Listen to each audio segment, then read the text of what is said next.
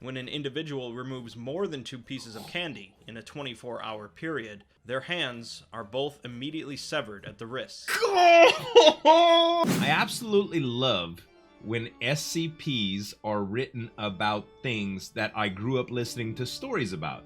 Like Bigfoot, for instance. We reacted to it a little while back, as well as extraterrestrials. You know, these were childhood stories that I grew up hearing about. Bigfoot has been an urban legend for, I don't know how long, man. It's been around for a long time. And extraterrestrials, you know, in the era of sci-fi in the 70s and 80s when things were big, like UFO sightings and crop circles and stuff.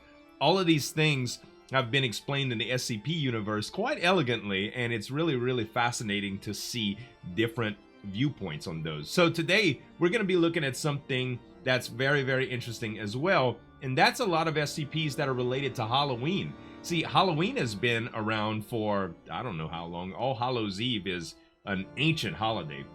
And now, SCPs have over time been written about some things that really, really complement the whole Halloween theme. So we're going to react to them today. And it's by the Exploring series. Make sure to head on over to their channel, click subscribe, click the notification bell. And if you really like reaction videos, make sure to subscribe to my channel as well. Let's get into the reaction. Halloween SCPs. Yes. For decades now, Halloween has ushered in a yearly trend of Halloween and spooky-themed entertainment, ranging from made-for-TV movies, to Halloween episodes on TV shows, to horror movie marathons. Right.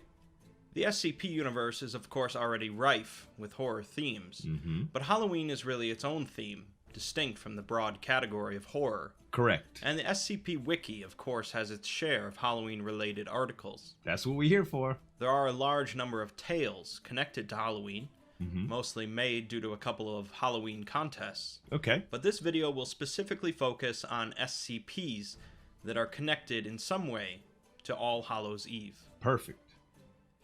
As far as I know, SCP-330 was the first SCP related to Halloween, and it's a small stainless steel bowl filled with a variety of candy. Okay. There's a handwritten note taped to the side that is anomalously unremovable and also can't be obscured in any way. All right. The note reads, "Take no more than 2, please." And anyone approaching the bowl from any angle is aware of this request. All right. Anyone can take up to 2 pieces of candy from the bowl with no issues. Okay. Although information about the candy itself, or if the bowl replenishes itself, is unknown. All right. When an individual removes more than 2 pieces of candy in a 24-hour period, or uses some sort of tool or drone to do so, their hands are both immediately severed at the wrists. Oh, boy! Look, that brings a whole new dirty twist to who took the cookies from the cookie jar. You know what I mean? Listen. You know, if it were up to me, there would be a bigger variety of candy in this bowl that was just seen. Because honestly, if you had like some refrigerated peanut butter cups in there, your boy wouldn't have no hands. I'd be walking around like this, bro. This cut is made on the molecular level and is done perfectly cleanly. Whoa. SCP-330 was first discovered a few days after a Halloween that had resulted in a number of dismemberments. Oh my gosh. The police officers that had seized 330 were all slaughtered after one of them emptied out the bowl. Whoa! A D-class with prosthetic hands was forced to remove 3 pieces of candy from 330 and complained about constant phantom pain from his absent wrists, as well as a burning sensation on his stumps until 24 hours had passed. Wow. SCP-097 is an area comprised of the abandoned remains of a 1969 county fair in the Midwestern United States. Okay. Fair's a creepy. Many deteriorated structures still remain from the fair, but most of the area is covered in several dozen varieties of pumpkins, some that have been identified, and many others that were previously unknown to agriculture. Most of these pumpkins have grown to enormous size, with the average weight being around 550 pounds, and they have... You know, back in the day, the county fair was a big thing, right? People would go and they try to have the biggest pumpkins, and nowadays there's all sorts of pumpkin, shenanigans that take place. Like people, I once saw a special, I forgot what channel it was on, but they were using trebuchets and catapults and slingshots to launch pumpkins certain distances. But large jack-o'-lanterns and pumpkins have been around forever. That seems to be the thing. 550 pounds would have won any contest. See, that's bigger than Texas size, that's for sure. Cool. Created a maze-like arrangement of plant life across SCP-097. Okay. In the center of the area is a massive pumpkin, 24 feet tall, weighing approximately 33,000 pounds. Wow! Which is situated on top of a crushed Buick pickup truck. Buick? Between April and November of each year, SCP-097 produces a number of anomalous effects. Okay. Ranging from hearing or seeing small children in the area, to Foundation personnel dying due to their chest cavity being filled with pumpkin seeds, to groups of skeletons breaking out of pumpkins and hanging themselves from trees. Oh my god! Children in an undetermined range from 097 will begin to sleepwalk around their neighborhoods, before eventually walking to 097, where they will likely be killed by childlike entities that emerge from the pumpkins, who then take the children's remains and throw them into the giant pumpkin. Oh my god! It's feeding itself! SCP-3540 is a phenomenon that affects abandoned properties in the United States throughout October. Okay. Generally ones in neighborhoods where there is a low rate of crime, Alright. an above average child population, and where the owners of the property have recently died. Wow. The exterior of the property will begin to manifest a large number of Halloween decorations, similar to those found in stores. Now that, in the picture, that's excessive. They went nuts. They hit a clearance sale in like June or whatever, and they just went crazy. They just started writing checks, baby, or swiping the card, or whatever you do to spend money nowadays. But made from non-synthetic materials. The interior of the building will experience an anomalous renovation, with rooms restored and furniture and decorations added. Okay. During the event, the property will be occupied by two entities, who are generally seen wearing long black robes with large hoods that obscure their faces. The caretakers. And two harvesting tools were seen hanging next to their door. Okay. They have only been seen in the evening, engaging in typical household chores, and are amiable to Foundation personnel. In a discussion post, the author explains that these two entities are essentially Grim Reapers, right, who take a yearly vacation every October. A bit simple and wholesome, but a far cry from the rampant horrors of the previous SCP. Right.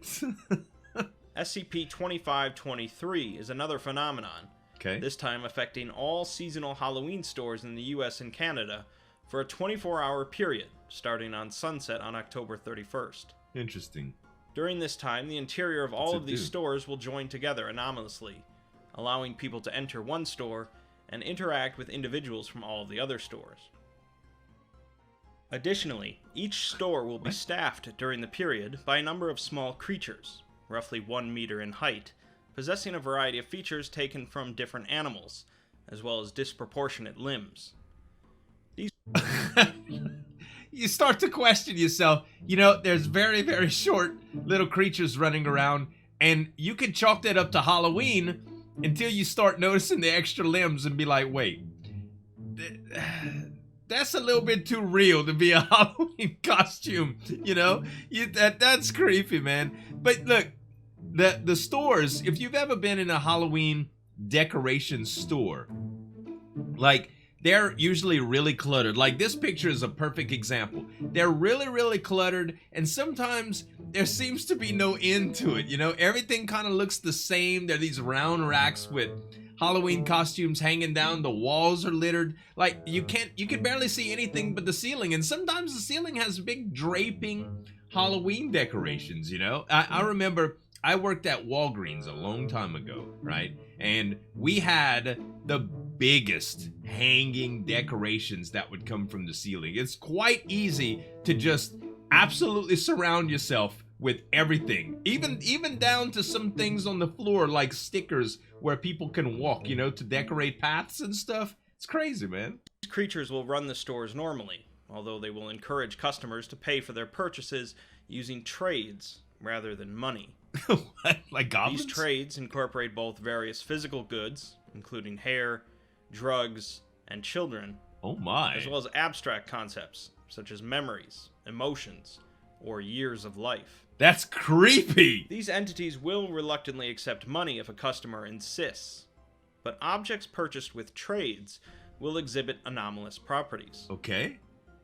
Examples include a set of prosthetic vampire fangs that cause the wearer to develop an uncontrollable desire to consume blood, a sexy nurse costume that causes the wearer to have decreased sexual inhibitions and increased attractiveness to the opposite sex, What? and a bag of pumpkin seeds that originated from SCP-097. Alright. Any individual that attempts to block entry to a store will experience intense pain until they leave, Oh. and will then experience extremely bad luck for a period of 366 days. Wow. The Foundation managed to capture one of the entities, who claim that they are autumn people from the border country between summer and winter, What? and they come to trade things to humans, just as they did in the past. That's awesome, dude. Of course, it wouldn't be Halloween without Dr. Wondertainment, and SCP-3992 are Wondertainment Wacky Halloween Fun Masks. Oh. These masks appear to be a variety of children's Halloween masks, Okay. constructed from simple materials, but exhibit no anomalous properties when worn by a non-anomalous individual. Alright. When an anomalous entity puts one on, however, their physical appearance will change, resembling a small child in a full Halloween costume. Okay. This change is visual only, and the new clothing or physical appearance can't be felt. Weird. The masks were tested on a number of other SCPs with success, including SCP-2287, one of Wondertainment's Little Misters. 2287, known as Mr. Headless, is a humanoid possessing no head, but Alright. still able to think, hear, smell, and speak. When attempting to view Mr. Headless with just a naked eye, individuals will instead see a headless version of themselves from Mr. Headless's perspective. Oh. Mr. Headless was created to be a Halloween special, Little Mister, designed to scare and entertain the whole family. It works, I'm sure. Mr. Headless believes his effect to be diminished with the growing presence of glasses and cameras, as it's not as much fun for the people when they don't get to be headless with him. Oh my gosh. It's likely that I've overlooked some SCPs related to autumn, October, or Halloween, and there are certainly a number of pleasant, entertaining tales related to the holiday that you can look into yourself. Right. For the most part, however, in a universe filled with daily horrors and life-threatening dangers, Halloween brings out a more wholesome side of the strange and unusual. It's true. Halloween has always been about gathering a community together to celebrate and to be mindful of the dead, even back to the ancient festival of Samhain. While in today's world, Halloween is largely focused on candy, costume parties, and decorations, Very much commercialized. its connection to the strange anomalies of the other side will never go away. Right. So, yeah, for me, that's Halloween. I mean, it's been commercialized quite a bit as time has gone on. But in some form, Halloween is largely viewed as, I guess you could say it's still a representation of the dead, but it's not in a wholesome way. Not to me anymore, at least. Like, I don't think anymore but thoughts around Halloween. And honestly, most of the Halloween experiences that I've had in the recent years have been very, very, very much focused on the adult side of the Halloween world, like haunted houses and horror movies and things like that. But now I have a nephew in my life. A couple years now we've had our nephew. He just turned 2 a couple of months ago. And I don't know how this Halloween's gonna go, to tell you the truth. You know, he's very scared of a lot of things like bugs. He absolutely hates. He loses it around him, you know? So I don't think scary monsters are gonna be the kind of thing that he's gonna be able to get used to. But he does have a Halloween costume. I believe it's of a superhero. And I think we're gonna do trick-or-treating this year. So that'll be relatively interesting, I do believe. Other than that, the Halloween SCPs are quite spread. I think my favorite was the little autumn people at the Halloween store. That has to be the best with trading years of life and stuff. Man, that's super cool. Let me know which one's your favorite, guys, and what do y'all think. I hope y'all really enjoyed this one. Exploring series. Make sure to check him out and subscribe to him, and a couple other SCP videos that I reacted to from him here. Thanks so much for watching. As always, this is Zueljin signing off, and we'll see you next time. Break it down.